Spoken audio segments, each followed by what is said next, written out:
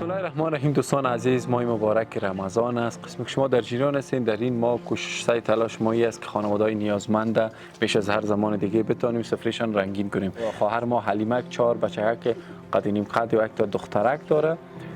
شما میبینین و این بسته های مواد غذایی که نخود، لوبیا، برنج، بوره، چای، روغن، هارد و مواد دیگه شوینده و سبینا تسلیم داده شده. شما فراموش نکنین که پول یک قهوه را میتونین که اختصاص بدین به یک خانواده و اون خانواده اگر دو سه برادر یا خواهر این کار کنه میتونه که رمضان بسیار خوب داشته باشه. $80